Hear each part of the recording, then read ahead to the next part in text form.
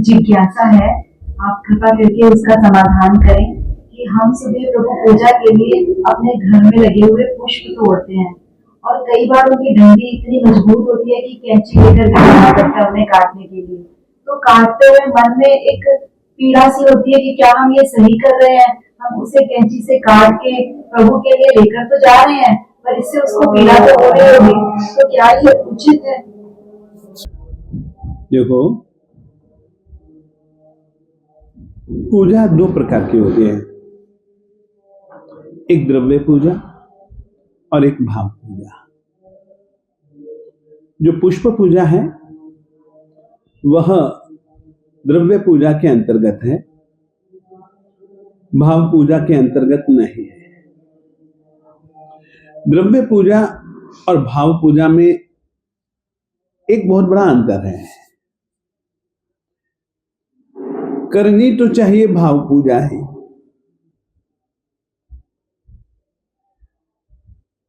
द्रव्य पूजा भी वैसे ही करनी चाहिए जिससे कि हमारे भावों की बढ़ोतरी हो,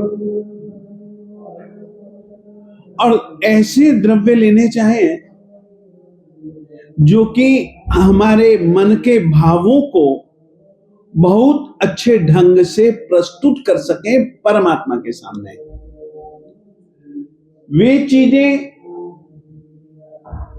भावना को प्रकट करने के लिए, भावना को अभिव्यक्त करने के लिए भी और वस्तुएं भी श्रेष्ठ होनी चाहिए।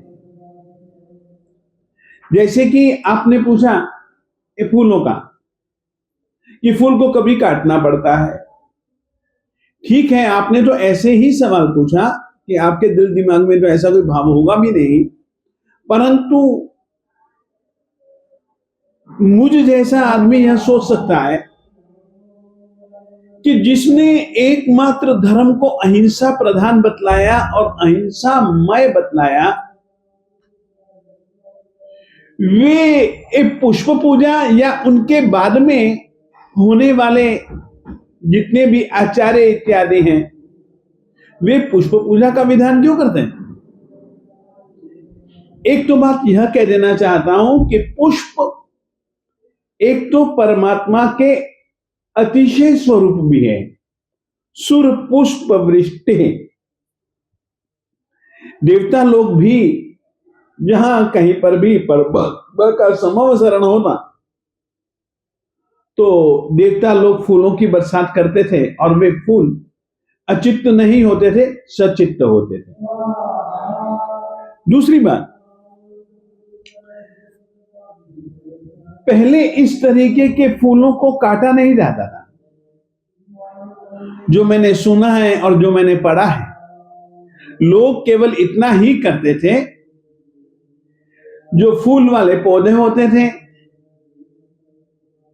सायंकाल को जाते और उन पौधों के नीचे कपड़ा बिछा देते थे। फूल पक जाने के बाद पेड़ पर, पौधे पर रहना पसंद नहीं करता है, यानी कि उसकी प्रकृति ही ऐसी है कि वो पका और नीचे उसने गिरना ही गिरना है। तो सायंकाल को ऐसे फूल देने वाले पौधों के नीचे कपड़ा बिछा दिया जाता था। जो स्वतः फूल टूट करके नीचे गिरते थे, उन फूलों को लेकर के श्रावक परमात्मा के मंदिर में जाता था और परमात्मा को अर्पित करता था। फूलों के साथ जुड़ी हुई एक भावना है, वो आत्मा को और ज्यादा और ज्यादा और ज्यादा सुंदर बना देते हैं। न जाने कब से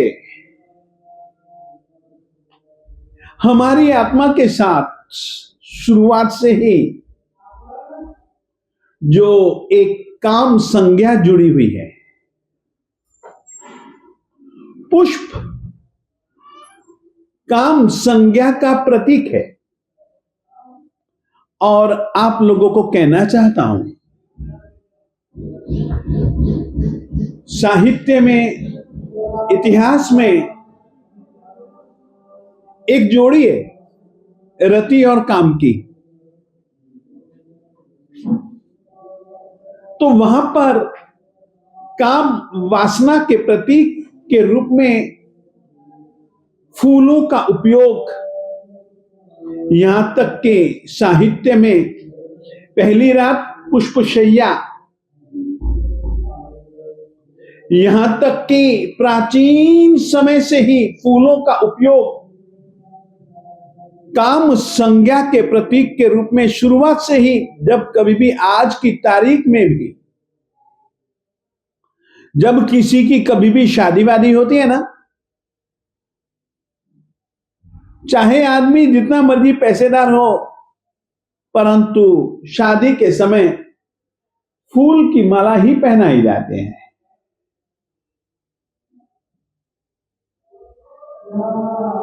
परमात्मा के सामने जब कभी भी फूल अर्पित करो, तोड़ने के बजाय टूटा हुआ हो, अक्षत हो, सुवासित हो, पहले तो ऐसे ही फूल पसंद करने चाहिए। आज की तारीख में व्यक्ति वैसे फूलों को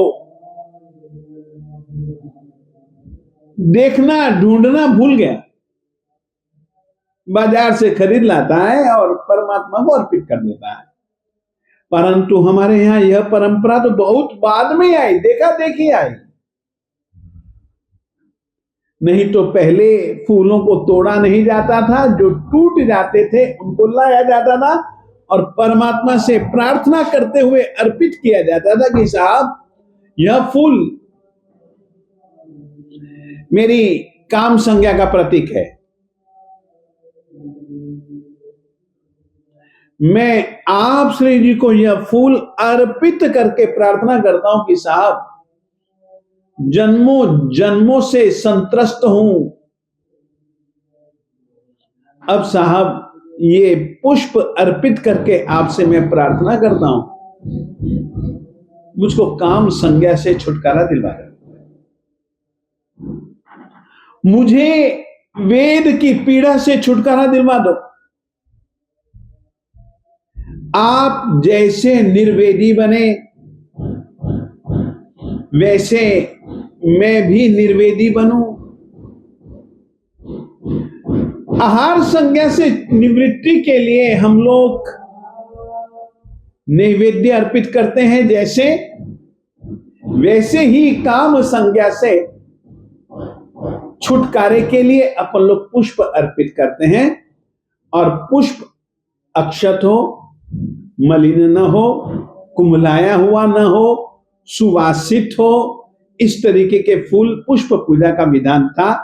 मैं यह चाहूंगा कि पुष्प पूजा बंद मत कीजिए, परंतु पुष्प पूजा में, पुष्प पूजा के साथ में जो भावना जुड़नी चाहिए, उस भावना को जोड़ करके आप पुष्प अर्पित कीजिए। शायद यह भावना अपने को परमात्मा के समान निर्वेदी बना सकती है। आज भावना, कल यही भावना क्रिया के रूप में परिवर्तित भी हो सकती है। और याद रखो, लगभग अनुभव है, क्रिया के रूप में बहुत जल्दी वही भावना पूर्ण स्वरूप में दिखती है, यदि भावना तीव्र हो। और ऐसी तीव्र भावना हमारे दिल में यदि पैदा होती है ना, तो मैं उस ऐसी पुष्प पूजा को महत्व देता हूं। यह बात कहना चाहता हूं। अब लाए तो